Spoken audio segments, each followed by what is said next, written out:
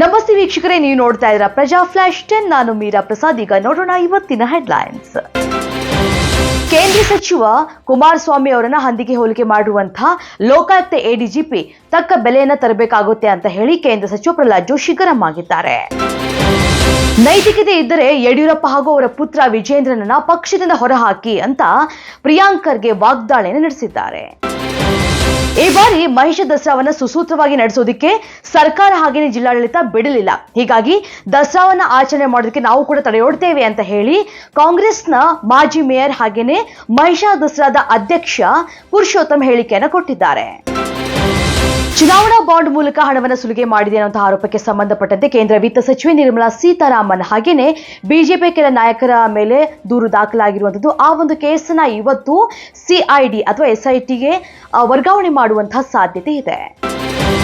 KPSC ಮರುಪರೀಕ್ಷೆ ಮಾಡಲಾಗುವುದು ಅಂತ CM ಸಿದ್ದರಾಮಯ್ಯನವರು ಘೋಷಿಸಿದ್ದು, ಈ ಕುರಿತು ಕರ್ನಾಟಕ ಲೋಕಸೇವಾ ಆಯೋಗ ಅಧಿಕೃತ ಆದೇಶವನ್ನು ಹೊರಡಿಸಬೇಕು ಅಂತ ಇನ್ಸೈಟ್ ಐಎನ್ಎಸ್ ಸಂಸ್ಥಾಪಕ ಮತ್ತು ನಿರ್ದೇಶಕ ಜೆಬಿ ವಿನಯ್ ಕುಮಾರ್ ಪ್ರತಿಕ್ರಿಯಿಸಿದ್ದಾರೆ.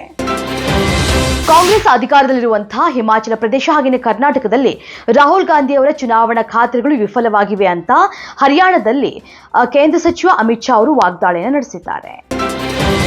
ಅಕ್ಟೋಬರ್ 5ರಂದು ಚಂಡೀಗಢನಲ್ಲಿ ನಡೆಯಲಿರುವಂತಹ ರಾಜ್ಯ ವಿಧಾನಸಭಾ ಚುನಾವಣೆಯಲ್ಲಿ ಬಂಡಾಯ ಅಭ್ಯರ್ಥಿಗಳಾಗಿ ಸ್ಪರ್ಧಿಸುವುದಕ್ಕೆ ನಿರ್ಧರಿಸಿರುವಂತಹ ನಂತರ ಹರಿಯಾಣದ ಮಾಜಿ ಸಚಿವ ರಂಜಿತ್ ಸಿಂಗ್ ಚೌಟಾಲಾ ಮತ್ತು ಇತರ 7 ನಾಯಕರನ್ನ 6 ವರ್ಷಗಳ ಕಾಲ ಬಿಜೆಪಿ ಉಚ್ಚಾಟಿಸಿದೆ.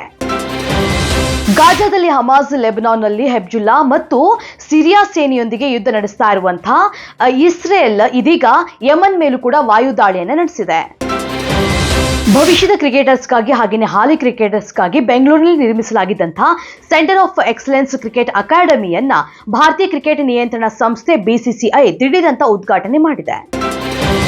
ತಿರುಪತಿ ಲಡ್ಡು ವಿಚಾರದಲ್ಲಿ ಧರ್ಮದ ಬಣ್ಣವಿಲ್ಲ, ಭಕ್ತರ ಭಾವನೆಗಳಿಗೆ ಧಕ್ಕೆ ತರಬೇಡಿ ಅಂತ ಪ್ರಕಾಶ್ ರಾಜ್ಗೆ ಮಾಜಿ ಅಧ್ಯಕ್ಷ ಮಂಚು ವಿಷ್ಣು ತಿರುಗೇಟನ್ನ ಕೊಟ್ಟಿದ್ದಾರೆ. ಇದಿಷ್ಟು ಇವತ್ತಿನ ಪ್ರಜಾ ಫ್ಲಾಶ್. ಇನ್ನಷ್ಟು ಅಪ್ಡೇಟ್ಸ್ಗಾಗಿ ನೋಡ್ತಾ ಇರಿ ಪ್ರಜಾಧ್ವನಿ ಟಿವಿ.